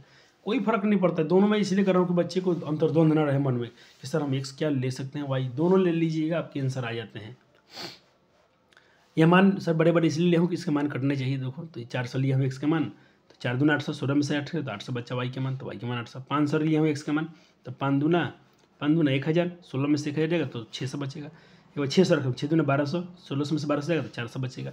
तो ऐसा कुछ वैल्यू है, इसको ग्राफ में काटोगे सर तो यूनिट कैसे लेंगे सर? 400 ग्राफ में 400 कैसे लेंगे? अरे बबुआ तुम, ऐसे तो जरूरत नहीं है, पेपर में पूछता नहीं है, लेकिन फिर भी देख लो, मान लो आप ये आपका अक्ष है,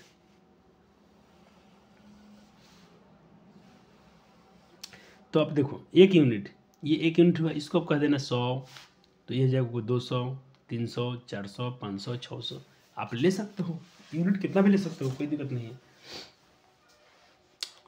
और ये दूसरे समीकरण का भी कर दिया हूँ। इस तरह से आपके चैप्टर ही खत्म हो जाते हैं। चलो तो थोड़ा कुछ प्रश्न किया जाए, आपने जो फार्मूले पढ़े उसके आधारित पर। कहते हैं पी के किस मान के लिए रैखिक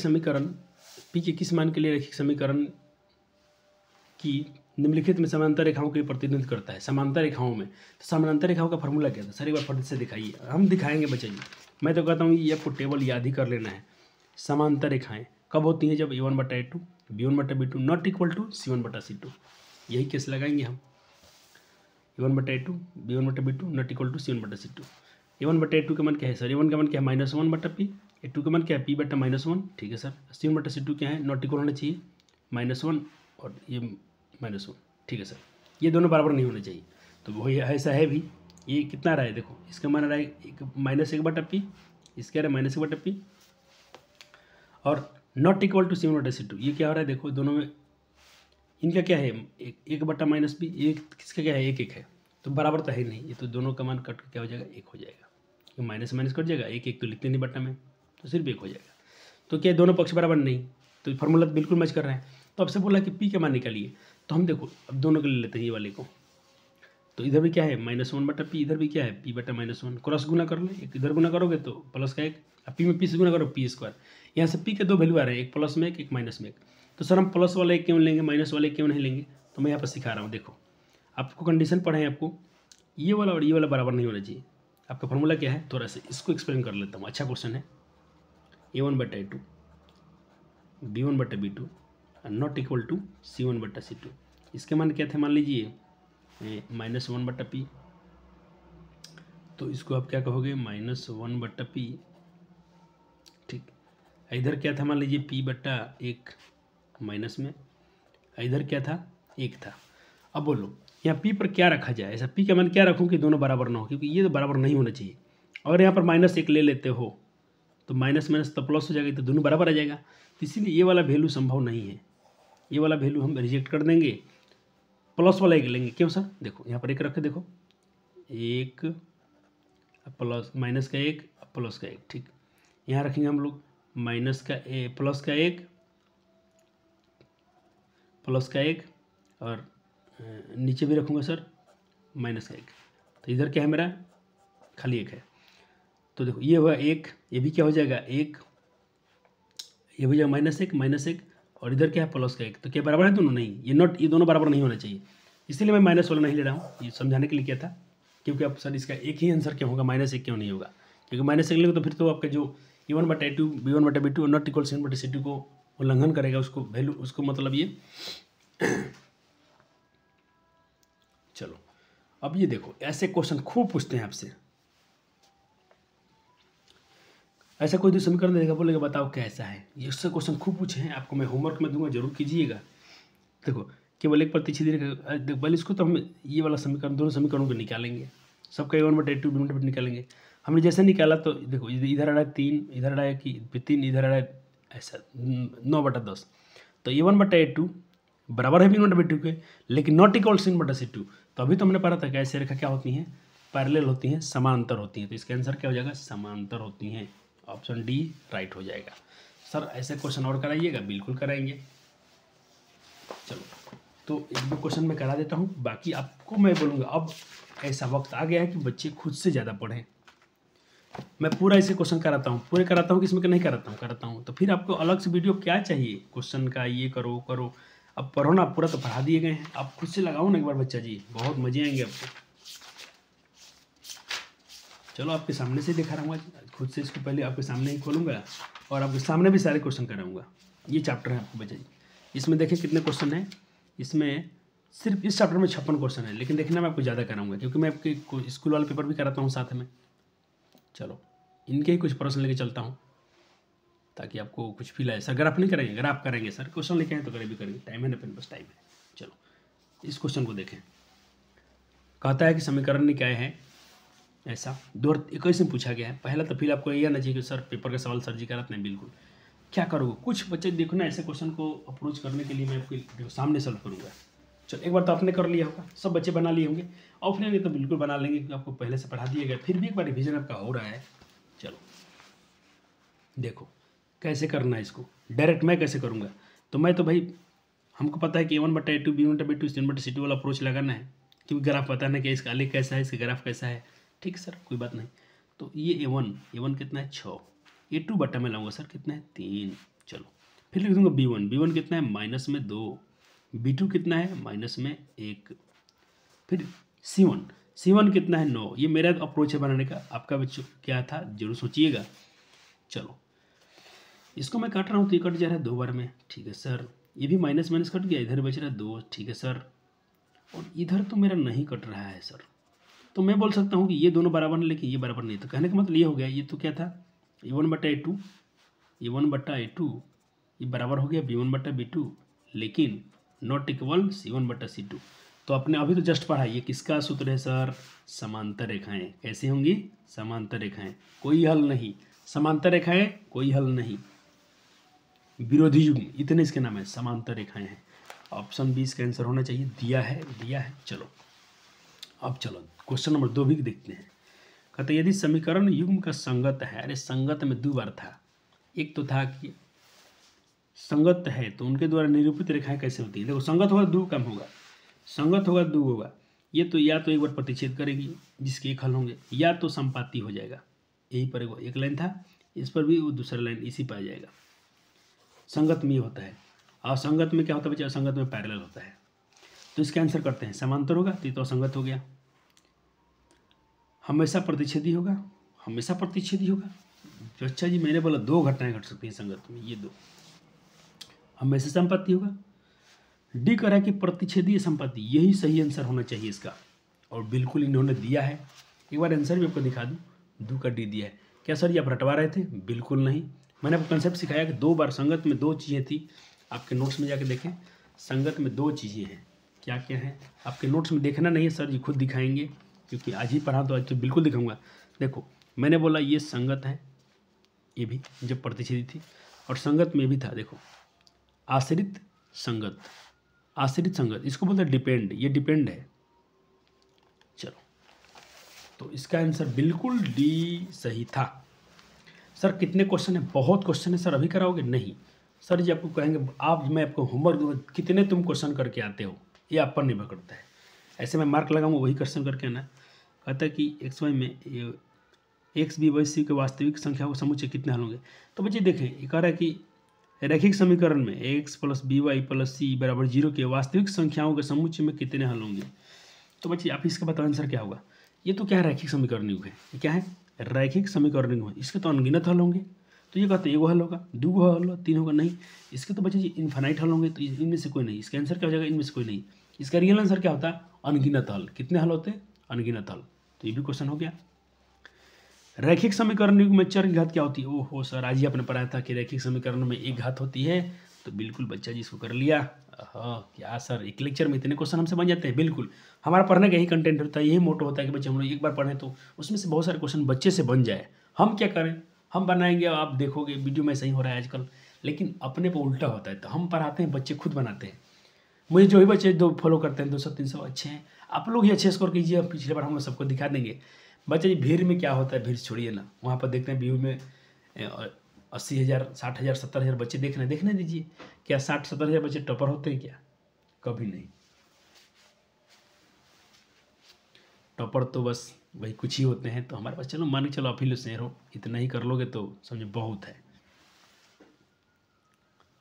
चलो अब देखिए, अब मैं बोल रहा हूँ कि अच्छा इसको छोड़ दीजिए, इसको तो अभी समीकरण हम जब हल करना सीखें तो कहेंगे। ये भी छोड़ दीजिए, 5-6 छोड़ दीजिए, जो अब बोलूँगा वो करके आइएगा।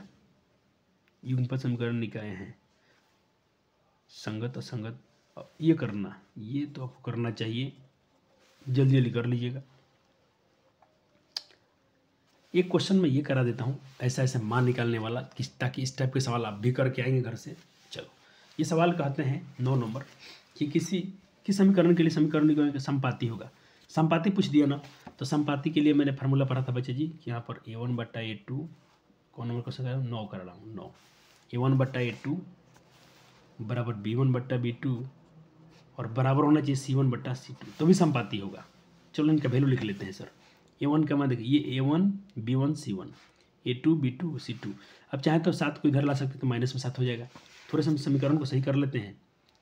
x प्लस 2y, उधर 7 दिया प्लस में, तो इधर के माइनस में 7 होगा, ऐसा हो गया। स्टैंडर्ड फॉर्म यही होता है इसका, 2x प्लस ky उधर प्लस में बराबर में 14 दिया है तो इधर के माइनस में 14 हो जाएगा, बराबर में 0। अब देखो, अब मान रखते हैं इस पर, थोड़ा इसको छोटा कर लूँ, मान रखता हूँ A1 का मान क्या है 1, A2 क्या होता है सर x, ये वाला बराबर होना चाहिए B1 क्या है 2, B2 क्या है बच्चा जी k, सर C1 क्या है, C1 है माइनस में 7, C2 क्या है माइनस में 14। सर k का मान निकालना है, सर k का मान निकालना है, कैसे निकाले, आप चाहे तो इनको ले लो तो भी आंसर आ जाएंगे, आप चाहे तो इनको ले लो तो भी आंसर आ जाएंगे, किसको ले जाए, चलो एक बार दोनों लेता हूँ, एक बार इसको कंपेयर करते हैं, दोनों को इसको बराबर करते हैं, तो क्या एक में k में x गुना करो 1/2 और मैं इसको लेके चल रहा हूँ तो भी आंसर आएगा, k में x गुना k 2 दूना 4, ये आंसर हो गया। सर इसको लेके देखिए तो चलो लेते हैं 2/k और मैं ले रहा हूँ -7 बट्टा माइनस में 14, k में -7 से गुना करो तो क्या हो जाएगा, k में -7 से गुना करना है तो ये हो गया, 2 में -14 से गुना करो तो माइनस का 28 हो जाएगा, ठीक है सर, k हटा दो, अब k का मान चाहिए तो उधर देखो -28 है, बट्टा एक गुना में था तो माइनस में 7 आ जाएगा, 7×4 = 28, कैसे भी जाएँ तो आपका आंसर तो आना ही आना है। क्या मैंने अप्रोच दिखा दिया, अप्रोच दिखा दिया आपके, हाँ सर, तो इसके आप ऐसे कर सकते हो, तो ये k का मान 4 आ रहा है, तो ऐसा क्वेश्चन मैंने किया, इसके आंसर ये हो गए। अब आप देखो क्या कीजिएगा, आप इनको बनाइए, ये होमवर्क है आपके, रेखीय समीकरण आलेख प्रतिच्छेदी है तो भाई प्रतिच्छेदी है तो उसका एक हल होता है, आलेख प्रतिच्छेदी है तो एक तब समीकरण का एक ही यूनिक हल होता है, एक हल होता है, ये अच्छा क्वेश्चन है, इसको भी इसको तो मैं जस्ट करा दिया। रैखिक समीकरण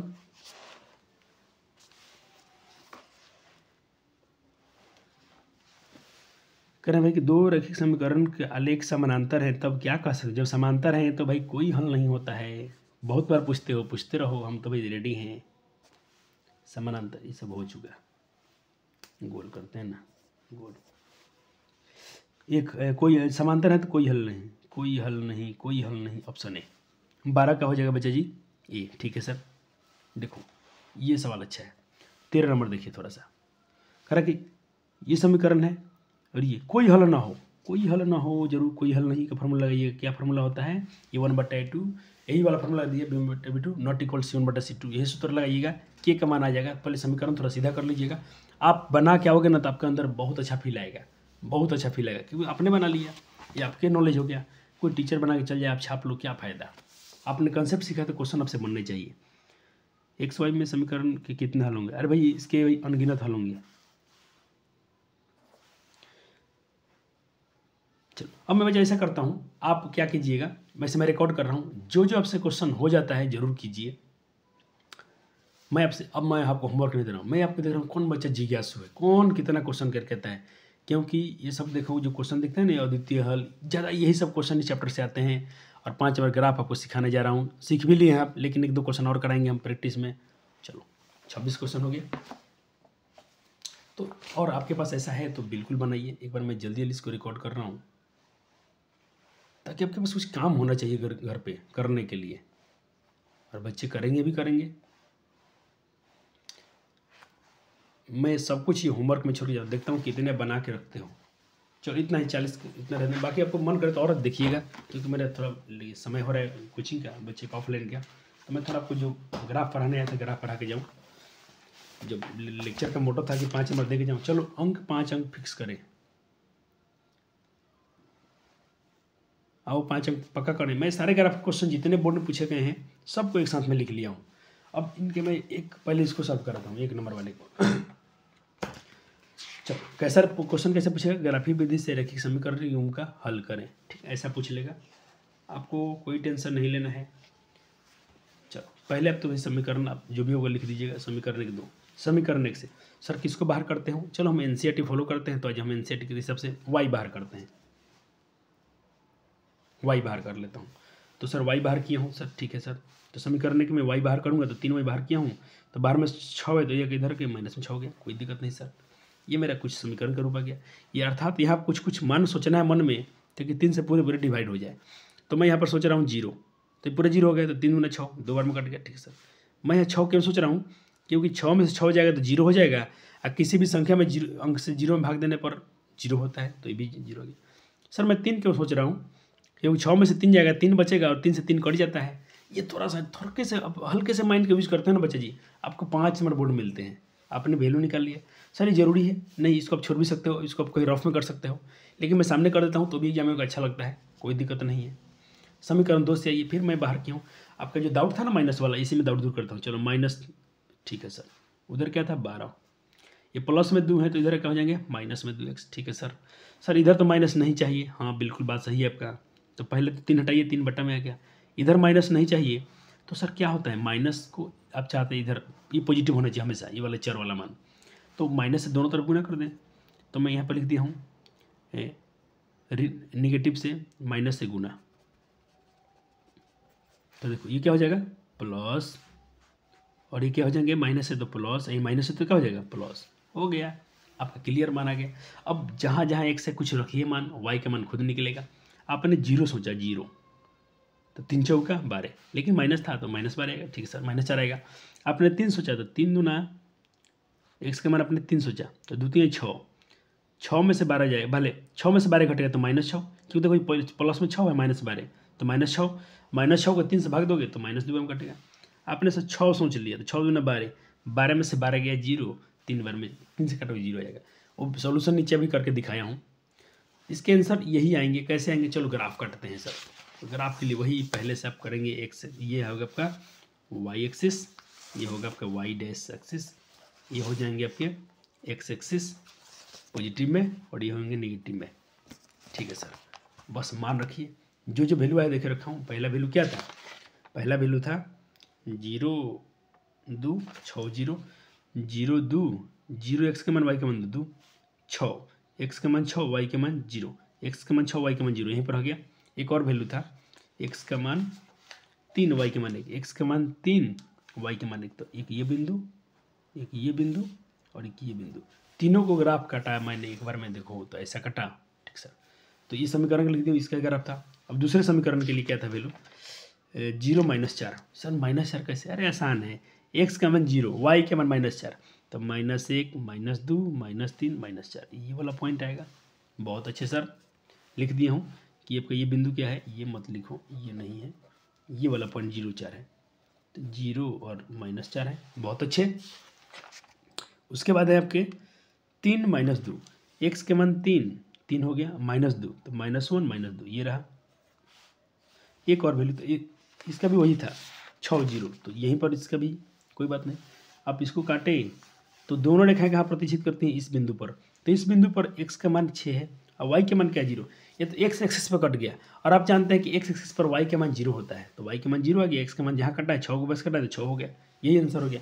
क्या सर इसकी जाँच संभव है, तो जाँच आपको सिखाया था, एक बार जाँच आप लिख दीजिएगा। समीकरण का हल है x बराबर 6 y। जाँच करना चाहें तो कर लीजिए, आपके एक बार मैं जाँच करके दिखा दूँ, आप जाँच कर भी सकते हैं। चलो जाँच कर देता हूँ। x + 3y = 6, x का मान क्या मान आपने 6 आया था आपके ग्राफी विधि से, y के मान 0 आया है 6 का 6 3 में 0 से गुना करो 0 हो जाएगा 6 = 6।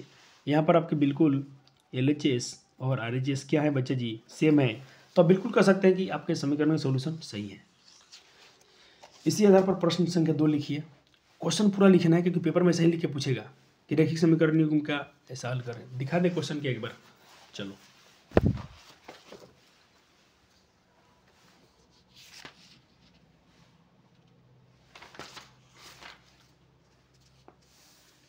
ग्राफी विधि ये रहा। देखो 17 क्वेश्चन इसके आपके क्वेश्चन बैंक में है। कहता लिखिए विधि से हल करें, ऐसा पूछ देगा, चाहे ग्राफी विधि से हल करें, चाहे ऐसा लिख देगा समीकरण युग्म का अगर आप खींचे। ठीक, ये वाला क्वेश्चन है क्या, x + 3y = 6 ये मिला देते हैं। ये सब अभी हमने इसी खींचा ना बच्चे जी, नहीं इसके हाँ 2x - 3y = ठीक, हमने इसी का तो खींचा था 2, हमने इसे ग्राफ खींच लिए। देखो ये सवाल कब पूछा गया था, दोहराना इसमें, इसी का मैंने ग्राफ अभी खींचा जस्ट। इसका ये नहीं था, कौन था, अरे कहाँ चला गया रे सवाल क्या अपना 2x - 3y 2x - 3y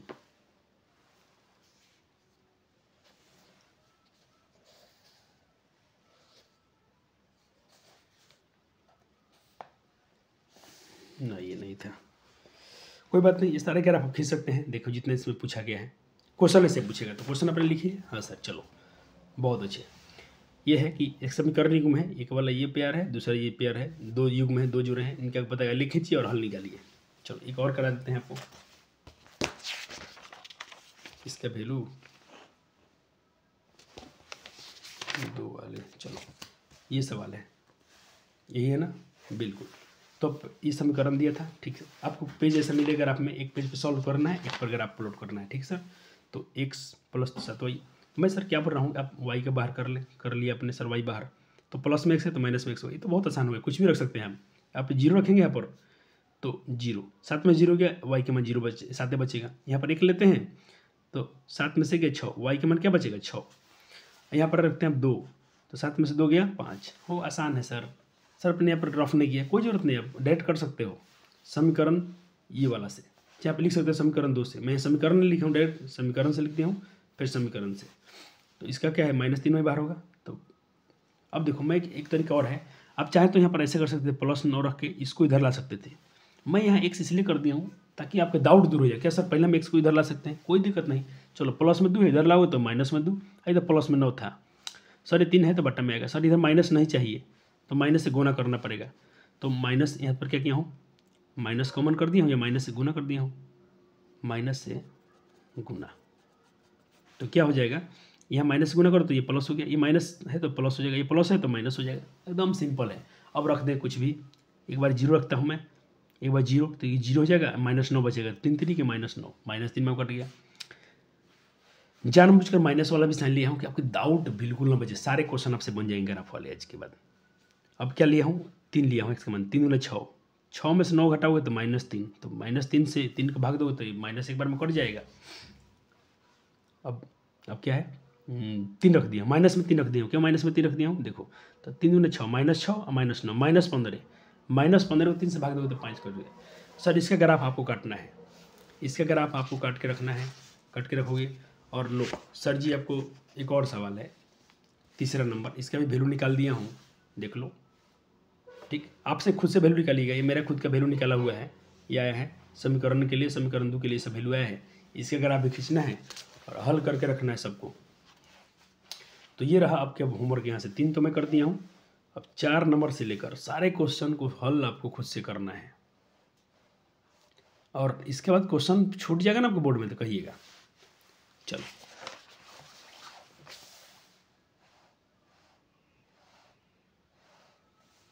जाओ, एक लेक्चर में इतना कोई पढ़ा दे आपको तो बताना हमको।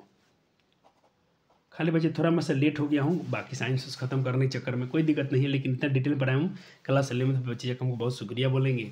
चलो ये आपका होमवर्क थे। अब लेक्चर नंबर 2 मिलेंगे हम आपसे, बहुत जल्द मिलेंगे, टेंशन मत लीजिएगा। उसमें हम लोग विलोपन विधि प्रतिस्थापन सबको रहेंगे और थोड़ा सा सर ग्राफ वाली सब क्वेश्चन करा दीजिए, थोड़ा सा हाँ एक बार और कर लेंगे बात, डाउट होगा तो पूछना। धन्यवाद, लव यू सो मच।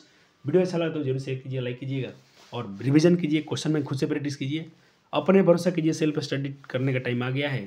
जो बच्चा जितना खुद से पढ़ेगा उतना ऊपर जाएगा। मैंने आपको संस्कृत में चैप्टर पढ़ाया था कर्मवीर के बारे में, बच्चा के पास ट्यूशन नहीं था, कुछ भी नहीं था, बच्चा टॉपर बना। बाकी पढ़ें, जो दूसरे से आश्रित है तो रहे, जब तक बच्चा खुद से एफर्ट नहीं लगाएगा वो कभी ज़िंदगी में कुछ कर ही नहीं सकता है। धन्यवाद।